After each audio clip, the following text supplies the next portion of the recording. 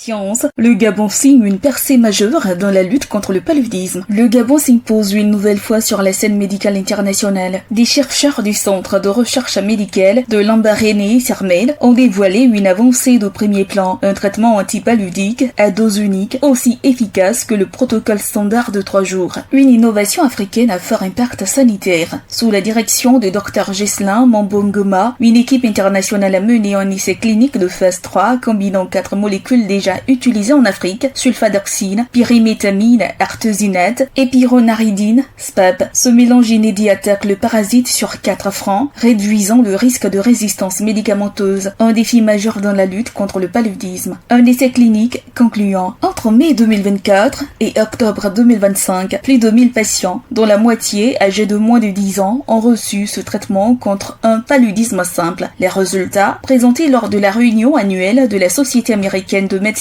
tropicale et d'hygiène ASTMH du 9 au 13 novembre 2025, sont sans appel. 93% d'efficacité, comparable à l'artéméter à luméfantrine AL, administré pendant 3 jours. Aucun effet indésirable grave, 93% des patients indemnes de parasites 28 jours après la prise, contre 90% pour le protocole classique. Notre traitement à dose unique est aussi efficace que le traitement standard, avec l'avantage d'une administration simplifiée qui améliore l'observance, souligne le docteur Mambo Ngoma. Une réponse à l'urgence sanitaire africaine. L'Afrique subsaharienne concentre 95% des infections et des décès liés au paludisme. En 2023, la maladie a touché près de 263 millions de personnes et causé près de 600 000 décès, principalement des enfants. Au Gabon, le paludisme demeure la première cause de consultation avec 154 000 cas en 2024. Malgré les moustiquaires imprégnés et la sensibilisation, les traitements longs restent mal suivis. Près d'un tiers des patients abandonnent avant la fin. En misant sur une prise unique, le SPAP pourrait transformer les campagnes de soins, notamment dans les zones rurales où le suivi reste difficile. Une innovation prête à être déployée. Les 4 molécules sont déjà accessibles dans les programmes africains. L'association sulfadoxine pyrimétamine est produite localement dans plusieurs pays. Une version générique artesunate pyronaridine devrait arriver sur le marché dès 2026. Des discussions avancent avec des partenaires pharmaceutiques pour concevoir une capsule unique et un sachet combiné stable, peu coûteux et adapté aux réalités du terrain. Le Mali, le Ghana, le Kenya et le Mozambique ont déjà manifesté leur intérêt pour tester cette approche. Un symbole du leadership scientifique gabonais. Créé en 1981, le CERMEL est l'un des centres d'excellence les plus reconnus en Afrique centrale. Cette nouvelle avancée conforte le rôle croissant du Gabon dans la recherche biomédicale mondiale. Pour le docteur Mambongoma, le message est clair. Forcer le parasite à se battre sur plusieurs fronts est une stratégie déjà éprouvée contre la tuberculose pharmaco-résistante. Cette approche pourrait devenir une arme essentielle contre la résistance croissante aux thérapies à base d'artémisinine, vers un modèle africain de solution globale. Si le traitement confirme ses performances à grande échelle, il pourrait contribuer à atteindre l'objectif de réduction de 50% de la mortalité palustre d'ici 2030, inscrit dans l'agenda 2030 des Nations Unies. Une avancée stratégique qui renforce également l'autonomie scientifique du pays.